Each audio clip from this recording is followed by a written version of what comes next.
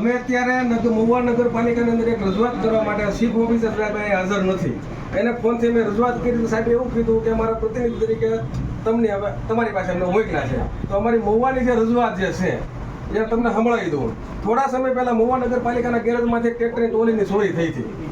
એ ચોરી માટે તમે શું કર્યું? તમે એફઆઈઆર કરાવી છે તો તમે કોની માથે કોઈ એમાં ધરપકડ છે કે એવું કઈ છું કે કેમ કોઈના નામ આવ્યા કેમ? અમારો આક્ષેપ એવો હશે કે જવાબદાર અધિકારી તમારા ગેરેજમાં જે બેઠો હોય એની જવાબદારી તો બને ને કે ભાઈ ટ્રેક્ટરનો સામાન કે જે કઈ સામાનની જવાબદારી બનતી જવાબદારી અધિકારી પર કઈ પગલાં લીધા કે આલતું ફાલતું નામ લખીને કે એ અમારો સવાલ છે. તો અમારી માંગણી એવી છે કે જવાબદાર અધિકારીનું નામ લખાવવું જોઈએ. જે તે કર્મચારી નોકરી પર બેઠા હોય ત્યારે ચોરી થઈ હોય એની જવાબદારી બનતી હોય એનું નામ આમાં એર થવું જોઈએ વિનંતી છે અમારી. પહેલો પ્રશ્ન અમારો એ છે. બીજો પ્રશ્ન અમારો એ છે કે અમુક મહિના પહેલા સમાચારમાં એક ન્યૂઝ આવ્યા હતા 71 લાખનો જે કામ નથી ને બારોબાર તમે બિલ ચૂકવી દીધું. આ મોટા મોટો જે ભ્રષ્ટાચાર એના માટે તમે શું પગલાં લીધા છે? આવો મોટો જે 100% કોઈ રોડ નથી પણ તમે 71 લાખ રૂપિયા ચૂકવી દીધા એ જવાબદાર લોકો પર પગલાં લીધા છે કેમ? જો તમે એની પર પગલાં નહીં લો તો આગામી દિવસોમાં અમે નગરપાલિકાનો ઘેરાવ કરીને તમારે આંદોલન મોટું થાય. એની તાત્કાલિક એના માટે તમારે પગલાં લેવાય. બીજો પ્રશ્ન અમારો એ છે.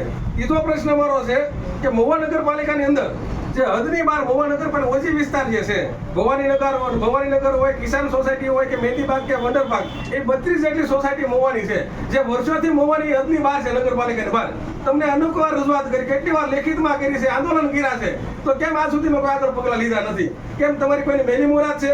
તમને કઈ તકલીફ છે આ લોકોને કે ત્રીજા મતનો અધિકાર નથી આપતા? સ્થાનિક સૌરાષ્ટ્ર ચૂંટણી તમે મતનો અધિકાર નથી આપતા કે સ્થાનિક સુવિધા કોઈ જે હોય પ્રાથમિક સુવિધાની કોઈ લાઇટ પાણી ગટરની કોઈ વ્યવસ્થા નથી મળતી? તો એના લોકો માણસો રહી છે, મનુષ્ય બધા હોય છે તો એને બધી જરૂરિયાત હોય. કેમ તમને કોઈ રાજકીય દબાણ છે? સરકારનું પણ પ્રેશર છે કે તમે કામ નથી કરતા? તો આના માટે તાત્કાલિક તમારે પગલાં લેવી વિનંતી છે અમારી. પ્રશ્ન સાંભળો પહેલા પછી તમે અમને જવાબ આપો.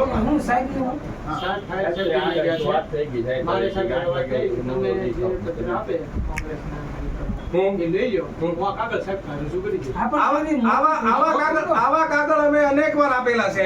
ગંભીર પ્રશ્ન છે. ખાલી કાગળ આપવા માટે નથી આવ્યા. સાથે મહુવા શહેરની અંદર કેટલા વિસ્તારોમાં સફાઈનો પ્રશ્ન છે. ઉકળા કે જેવી ગંદકી છે બીમારીની હિસાબે કેટલી જગ્યાએ છે કે સફાઈ ટાઈમે નથી થતી. એના માટે તાત્કાલિક પગલાં લેવા મારી વિનંતી છે. તેમજ સાથોસાથ મહુવા નગરપાલિકાની અંદર જે હોસ્પિટલ, શૈક્ષણિક સંસ્થાઓ કે જે કોમર્શિયલ બિલ્ડિંગમાં કેટલી જગ્યાએ ફાયર સેફટી છે, તમે કેટલાને મંજૂરી આપીને કેટલા નથી આપી, બિનકાયદેસર કેટલું હાલે છે એના માટે પણ પગલાં લેવા મારી વિનંતી છે. આનો જવાબ કઈ નહીં આવે તો બધા 15 તારીખે